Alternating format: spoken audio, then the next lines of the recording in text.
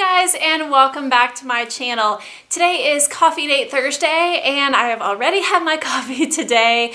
So I am indulging in my LaCroix citrate or curate, and it is kiwi watermelon. It's good, not great. Not my favorite, but you know how I am with my LaCroix. Oh, it's so refreshing and I feel like I'm drinking soda. That's awesome. So anyway, today's video is a Coffee Date Thursday video, and I know I've taken a little bit of a break from them lately. Things have been crazy. I have a life update coming soon, or it may already be up by the time you see this. It's been crazy, but yeah, I've had a really hard time staying up on YouTube, but I'm getting a little bit caught up now, and it feels awesome to be back. I am still trying to figure out what is going to work for my hair curly. I just got out of the shower a little while ago, so it's still kind of wet. And yeah, I'm still working on it. Figure out what works best for me. But anyway, today's topic is a free topic. And if you are new to my channel, I've had a lot of new subscribers lately, so hey, welcome. Today's topic is a free topic, and Coffee Date Thursday is a group of us women. We have a prompt each week and we talk on that. And what I'm gonna do is list everyone who's participating this week in the description box, so you can go and check out their videos. Maybe you'll find a new YouTuber that you absolutely love. And so be sure to give me a thumbs up and subscribe if you are new here. And of course, go to their channels, give them a thumbs up if you enjoyed their video. But today I thought it was actually perfect for a free topic because there's something that's been on my list for a while. And I want to say Thursday, if you are on YouTube and you follow Tati, she is a beauty guru. She did a video all about all the crazy jobs that she had before she did YouTube. And she's a big YouTuber, like 2 million subscribers. It's her job, it's her full-time gig, pays all the bills, which to me is like amazing. I can't imagine what that would be like, but I thought it would be kind of fun to share all the odd, fun, normal, I don't know, jobs that I had before I did YouTube. Now, let me say, YouTube is not my main job. It's not even close to that. It's a hobby that I get a teensy bit of money out of, but mostly I do it for fun because I love it. I love the community. I love the editing, all of it. So I just have a few things written down, and once I started writing things down, I was going, oh my goodness, I've done a lot. I haven't done anything crazy. Well, maybe some of this you might think is crazy, but we'll start in the beginning. My first job that I ever had, if you can call it a job, was babysitting. I made some really decent money in high school babysitting, and at the time, we're talking mid to late 90s, or even early to mid 90s. I was getting like $2 an hour, and I would go to people's houses. There was this one family, and they had an RV that they would take to all the Texas A&M home football games. And so I would stay in the RV with the kids. We would go and they would ride bikes around campus. We'd walk around campus. We even went into the game one time to see halftime. And I was like 8th grade at the time. And these kids were like all grown. One is married and expecting twins. It makes me feel old. But anyway, this was in a really awesome time in Aggie football, and yeah, it was really fun. But I babysat a lot, pretty much every weekend, Friday and Saturday night, I was babysitting, and that was when I got my very first checking account. And because I literally they would pay me in cash or write a check, and my mom would cash it, and I put my money in a coffee can. And I remember my mom was like, how much money do you have up there? I was like, I don't know. I would seriously grab a 20 out of my coffee can, and I would take it to the mall, and I had $20, and I would buy a new pair of jeans or whatever. It's crazy. So I went up there, emptied it out, and I had $973 in my coffee can, and she was like, what? And so I got a checking account after that. But that was my very first job. My first like real legit like paycheck job was at the $1.25 Dry Clean Supercenter in Houston. And that was also my first introduction to the horrible human race. People can be so mean. I had no idea people could be so mean. And I learned a lot working there. The family that owned it was the sweetest, oh my goodness, the sweetest Christian Korean family. They were precious. They treated me like family. I would be in there working a Saturday and they would go down to KFC and get everyone lunch, and just so nice. They hadn't been in the country, you know, real long, and some of the other like Native Americans, that's not right, but Native Texans, let's just say that, were able to kind of help them out a little bit with conversation and that kind of thing. But they were so amazing, and I really, outside of that, I really did not like the job. It was hot back in that place with the irons. I mean, I worked at the front desk, but I would go back and like fetch clothes. And I got to know a lot of people that way. I would see them drive up and I would type in their information and see if I could go and get their clothes real quick and hang it up. So they'd walk in, and you prepay there. So they would walk in and their stuff was already hung up, and it's like, hi, here are your clothes. And they always would laugh. And my bosses, the owners of the cleaners, also had a lot of Korean friends who would come in, and I learned a little Korean, and they would walk into the place and I would say, "안녕하세요." And they would just kind of stand back because there was this little blonde high school girl who was greeting them in Korean, and really good Korean because I was taught by Koreans. And they would leave and say, "안녕하세요," which is goodbye, and "감사합니다," which is thank you. And yeah, so stuff like that. It was kind of fun. But the job itself, I mean, I'm talking about it like it was fun, but it really wasn't. It wasn't that fun until my friend Bethany, she was one of my best friends at the time. She did not live anywhere near the cleaners. I did, but she didn't live anywhere near, and she drove all that way to come and work with me. And we had a blast in there together. It was so much better working with a friend. And a lot of times she would come over to our house for dinner afterwards. So that was fun. So that was like 11th and 12th grade when I was working there.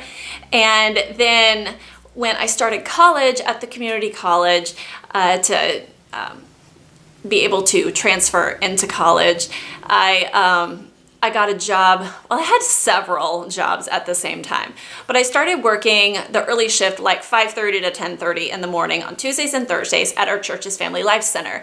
And it was a pretty new facility. It was basically how a lot of churches would put in like fitness centers. And I greeted people. I got them, you know, their sweat towels. I would wipe down the machines. And I was already really into fitness, but this really opened my eyes to personal training and different kinds of workouts. And I had a free membership because I worked there, and I was able to work out and learn more about fitness and exercise. They had classes there, still do. And that was a really fun job. It was 5:30 to 10:30 in the morning, so it was pretty slow. So while I was in school, I was able to actually study, which was awesome. And then if you have seen my scoliosis video, I can link it up here in the cards. I had to take some time off of school because I had back surgery when I was 19. Sorry, I was 19. And during that time, I wasn't allowed to, you know, lift heavy things or anything like that. And so but I was still able to work at the Family Life Center. And at that time, our music minister from our church, his wife was selling Premier Designs jewelry, if you've ever heard of that. She was pretty high up in the company, and she was having a lot of health problems. And he approached me one morning when I was working at the front desk at the Family Life Center and said, would you like to come and work for Dot? Her name was Dot.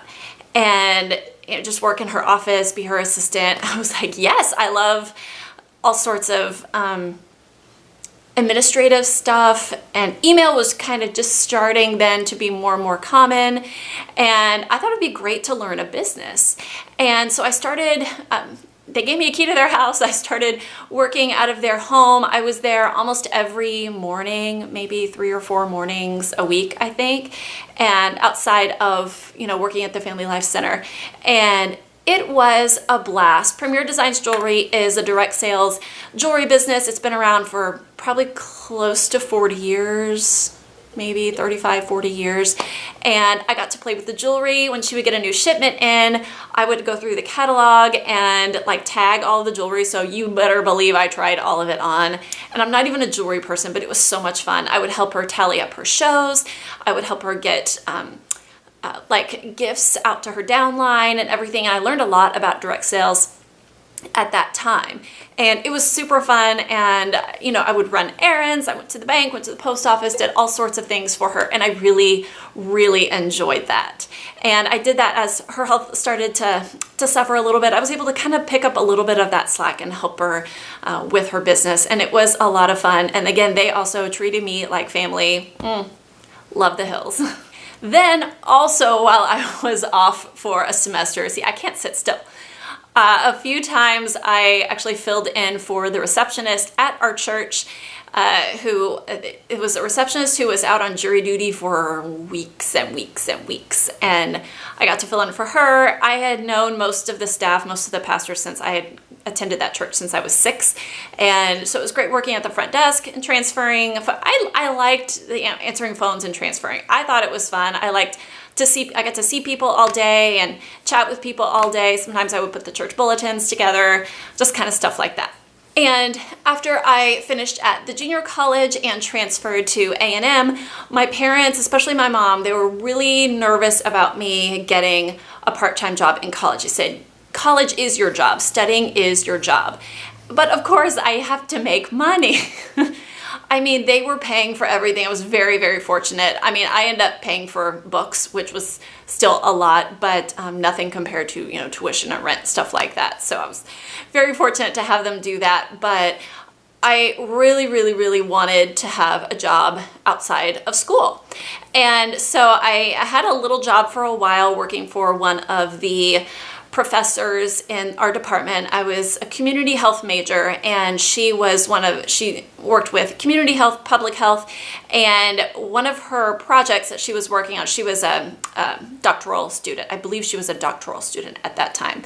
But she actually had a survey that she sent out to schools in the area, and they surveyed their 6th, 7th, and 8th graders, and it was all about sex ed and the importance of sex ed in schools and everything. It was just part of her report or project.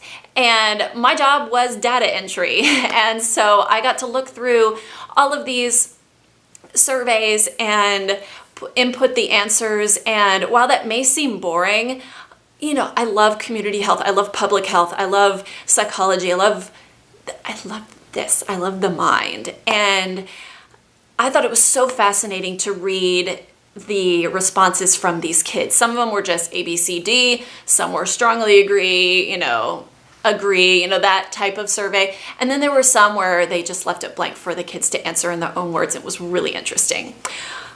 But after 9/11, that's when I was in college. After 9/11, there was a big push there were a lot more police officers, a lot more firefighters, a lot more paramedics getting into that field.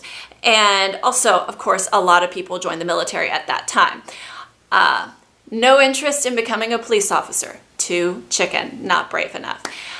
Same thing with firefighter. Not really my thing.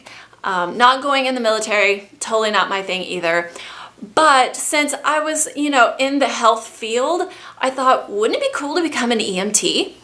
And so that's what I did. In the summer of 2002, I spent my summer at Blinn, which was the local junior college, because they had an EMT that all the way up to paramedic program there. And they had a summer crash course EMT.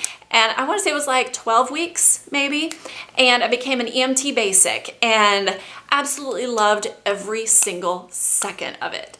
And I thought, hey, if I can learn a skill when I'm 21, who knows where that can lead down the road? It could lead to nursing. I was not going to go to med school. I could be a PA. I could be a paramedic if I really get into this.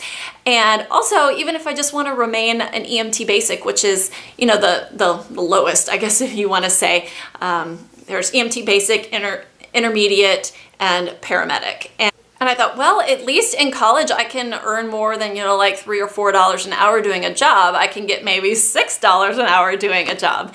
So the fall of 2002, I applied to be a rec medic at Texas A&M's rec sports department. So basically the rec center, the student rec center.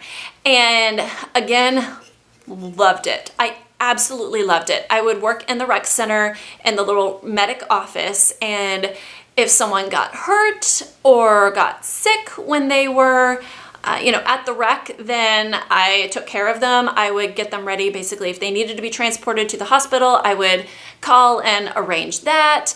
And there were great protocols in place. So, it made it easy, not easy, but easier for us. We also would work intramural sporting events. So I would get all of my gear and I have a little medic outfit uniform, I guess, on, and I would go out to the intramural fields on my John Deere Gator, and I've had my backboard, my huge bag of gear, and I would basically watch intramurals, and if somebody got hurt, I would take care of them. I also had the awesome opportunity to be a medic out at sports clubs. So, for example, when the water ski team needed a medic, I brought my lawn chair and my gear out to the lake and sat by the lake, and I had to patch up a toe one time. So it was pretty nice. What else? Oh, I went out with the sailing team one time. I went with the hockey team down to Houston where they would practice. And I mean, I absolutely loved it. I loved helping people and having a skill, and it was a very gratifying job, I would say, because there were people in their time of need who needed someone to help them in, beyond just patting them on the back or rubbing some dirt on it. I mean, I would work rugby. Those guys were crazy. Like, they pop their shoulder out of joint. They don't come to me. They go to their buddy who pops it back in. It was crazy, but that was the most fun. I got to work medic at fish camp, which is like the indoctrination camp for Aggies when they're coming in as freshmen. Oh, wow, that's a whole nother story. But anyway, I got to work that. It was just a lot of fun, a lot of different experiences, and using my gifts in that way. Also got to ride an ambulance a little bit, work in the ERs as part of my training. It was awesome. And I worked a tiny bit more than minimum wage. I ended up becoming a supervisor at one point, an on-call supervisor, back in the days when you wear a pager. So I did that all through college. I even did it a little bit after college. I would kind of volunteer like at church if they needed medics kind of on call during the day at church. I would just go to my class and go to church and have a little like walkie-talkie type thing. If they needed me, I would volunteer for that. It was really good. And then after college, my first job was working at the John P. McGovern what was it called? It's not called that anymore. But anyway, it's called the Health Museum in Houston, Texas, in the Museum District. And I was a field trip science class teacher. And at that time, what I would do basically is teach field trip classes to the kids who would come in. We had little bitty kids that would come in. We would have like junior college people who would come in. We had this thing called, what was it called?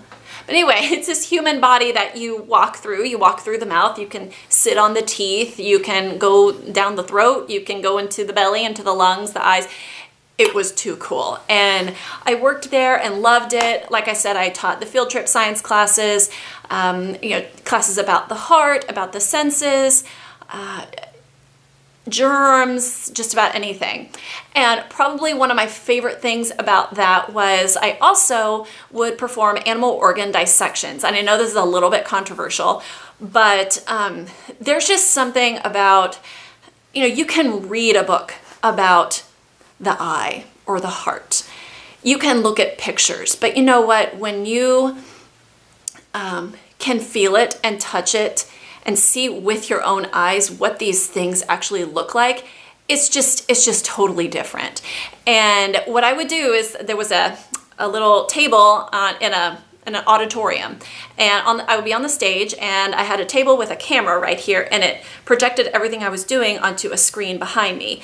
And I would fill up that auditorium, I don't know, a couple hundred people could sit in there. like 180, something like that would fit in there. And I would dissect those animal organs and show them pieces of it. And it was just, I loved doing that with kids because it was stuff they had already, seen in books. But when they saw me actually take it apart and look at the different pieces and the different jobs that these different tissues, these different body parts had, it just brought it all to life. So we would do sheep hearts, sheep brain, cow eye. Even a couple of times I would go to schools and lead dissections on that. And I've even done it a little bit here in the last couple of years for homeschoolers, just gone into their home and helped them with dissections. So that was a really fun job. But sadly, it did not pay the bills. I had to live at home, which was not cool. I wanted to get away. As much as I loved my parents, I was out of college, I was working, I needed something more. And so that is when I was living in Texas, and I applied for every job I saw, like in the health education world. And I applied literally coast to coast. And I found a job in Indianapolis, Indiana for a small company called Summix Health Management. And I started with them in 2005. I basically packed up everything I had in a U-Haul and drove up here. I didn't know anybody, I didn't have anything, and I just started. And it was, if you ever get the chance, and it's right to do that, you gotta do it. It's so liberating and so amazing to have this opportunity to do this. And it really taught me to rely on God, that I cannot do anything on my own. But I moved here in May of 2005, and then in October of 2005 is when I met Mike. So didn't take long after that move. But I worked for Summix. They were bought out by WebMD in 2008. And so I worked as a health coach all those years. Basically, I would call people who were enrolled in certain companies' wellness programs, and I would talk about their health, help them to set goals and make changes in their lifestyle, and then follow up throughout the year to see how they're doing. And I was with WebMD from 2005 to 2012. So for 7 years, I was with them, and lots of ups and downs. I was a health coach. I was a supervisor. I hated management to my very core. So I went back down to health coach and was so much happier. I eventually started working from home in 2009, and then I completely fell in love with working at home. It was amazing. But in 2012, I decided that enough was enough. I had Caleb. I didn't have Brayden yet, but I had Caleb, and I was wanting to be a little bit more flexible in my work. And so I started, I quit at WebMD, and I started working for a small company that I am still with now called Circle Wellness. I'm actually an independent contractor health coach, which means that I basically do the same thing that I did at WebMD, but I determine my own hours. I have my own clients. And client meaning company. I do not do the sales. I do not do the ins and outs of their benefits. I don't do any of that. I just call people on the phone and help them to live better lives. I follow up with them. I am their one and only health coach, and I absolutely adore it. Like I said, I work when I want, which is amazing because like right now I'm kid-free. Grandma and Grandpa took the boys last night, and I got up and I went to work for a few hours. And when I'm done with this video, I don't need to, but if I needed to, I could go back in my office and keep working. It is amazing, and I need flexibility with kids. Now, since I'm an independent contractor, I'm technically self-employed, and earlier this year, I became an LLC, which is really just a formality, but it makes it, I guess, a little bit more official. Like if there was another company that needed a health coach, I could contract with them as well and have, some credentials there. I have had certifications in the past through American College of Sports Medicine, American Council on Exercise, Certified Health Education Specialist, and I've let a couple of those lapse, because I have been so busy, and it's really hard to keep up with continuing education when I am this busy. But I would like to get a couple of those back, especially the ACSM one, the American College of Sports Medicine, because I just love it. I really do. And I can see myself health coaching for a long time. I've thought about just making my own business. Like I would love to be able to go to the grocery store with people and help them read labels and pick out produce and all of that, because I wish I could do that now. Just be more hands-on with my participants. But I know it's kind of long. Wow, this video is long. So thumbs up to you if you have stuck it out through this whole video. But I think it's fun when people share where they've been. And so what I want you to do is, of course, give me a thumbs up and subscribe if you're new here. But the main thing, I want you to leave a comment below with the weirdest job or the most fun job you have ever had. Again, I love hearing what brought people to where they are now. Just people's journey is just so fascinating to me. So I hope you enjoyed this video today, and I will see you next time. Until then, lift your your can of LaCroix, your mug of coffee, hot tea, whatever you've got going on, liquidy right now, smoothie, I don't know. And I will see you next time. Bye.